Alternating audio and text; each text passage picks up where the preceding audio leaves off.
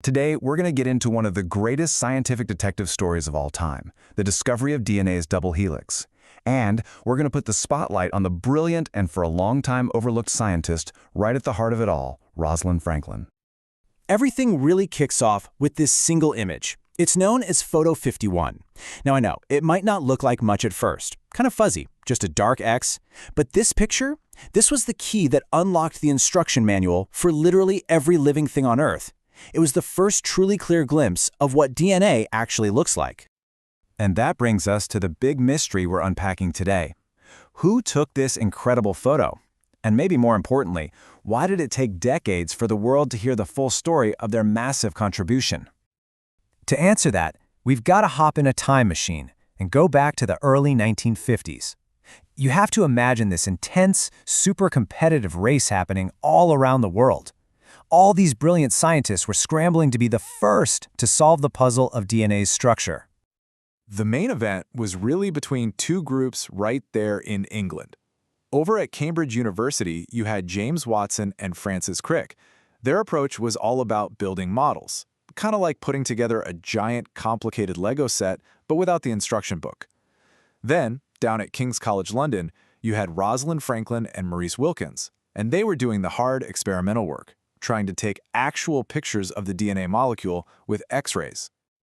See, the thing is, everyone knew DNA was a huge deal. Earlier work had already shown it was the stuff that passed traits from one generation to the next. But nobody knew how it did that. What shape could possibly hold all that information and be able to copy itself perfectly? That was the million-dollar question. And let me tell you, this was not a friendly little competition. The guys at Cambridge were in a total panic that they were going to get beaten by the most famous chemists in the world at the time, Linus Pauling over in America. This fear of getting scooped put a ton of pressure on them, and it kind of helps explain why they were willing to use some, let's just say, less than ideal methods to get the information they needed.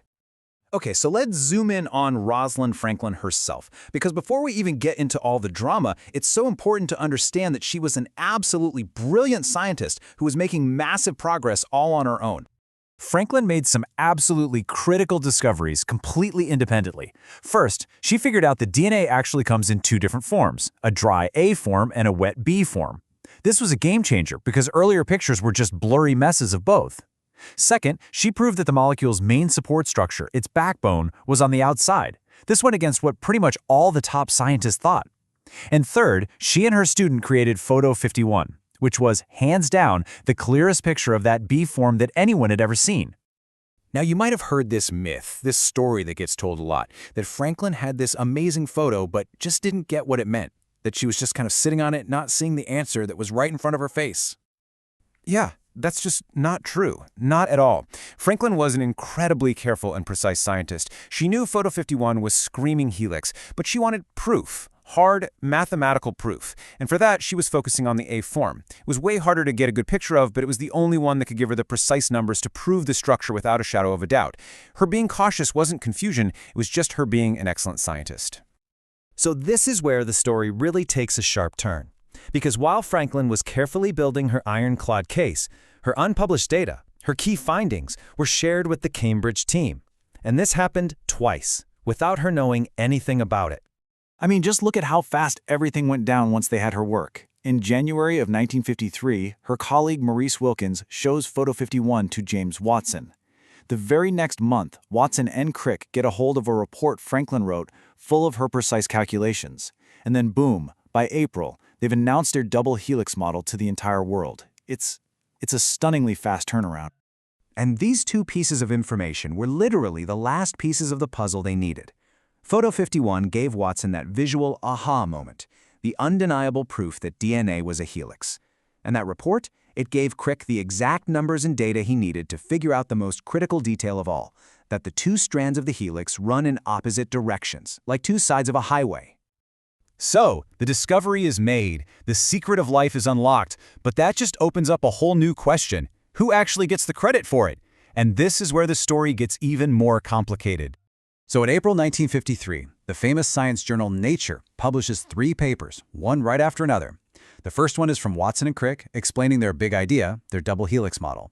The next 2 are from the teams at King's College, including Franklin, showing all the experimental data that they had gathered. And you see, the order they published him in, that was everything. By putting Watson and Crick's paper first, the journal basically told the world that their theory was the main discovery, and that Franklin's data was just some nice evidence that came along later to support it. But the reality was the exact opposite. Her data wasn't just supporting, it was the foundation their entire model was built on. Fast forward 9 years later, 1962. The biggest prize in all of science is about to be awarded for this discovery. So, in 1962, James Watson, Francis Crick, and Maurice Wilkins win the Nobel Prize. Tragically, Rosalind Franklin had passed away from cancer 4 years earlier, and Nobel Prizes aren't given to people who have died. But just look at the difference in their acceptance speeches. Wilkins made a point to credit his late colleague Rosalind Franklin and her very valuable contributions. James Watson, in his entire speech, did not say her name one single time. For decades, that was pretty much it. The story the world knew was the one Watson told, and Franklin was basically a footnote. But slowly, over time, historians and other scientists started digging and piecing together what really happened. Then, in 1968, Watson published a book called The Double Helix, and in it he painted this really unfair picture of Franklin. He called her Rosie, which was a nickname she never used and didn't like, and he made her sound like she was just some difficult assistant, when in reality she was his scientific equal. That book really cemented a false negative image of her for a very long time. You know, what happened to Franklin? It isn't a one-off thing. There's actually a term for it, the Matilda effect. It describes this pattern we see all through history, where the work of women in science is downplayed, ignored, or even worse, credited to the men they worked with. Rosalind Franklin's story is probably the most famous example of this. So you can see how our whole understanding of this has shifted. We started with Watson's story of her being a difficult assistant. Then that shifted to a story of her as a pure victim who had her work stolen. But where we are today is much more accurate, and I think much more powerful. We now see her as an equal contributor, a key player whose role was systematically pushed to the side and erased from the main story. And the really good news is, history is finally being said straight. Today, Rosalind Franklin is celebrated as the scientific powerhouse she always was. There are universities named after her. There's even a Mars rover exploring another planet right now that carries her name. A pretty perfect tribute to the woman who helped us understand the building blocks of life right here on Earth. Her story is just such a powerful reminder that the history we learn isn't always the full picture. It really makes you wonder, doesn't it? How many other hidden figures are out there, whose brilliant stories are just waiting for us to discover?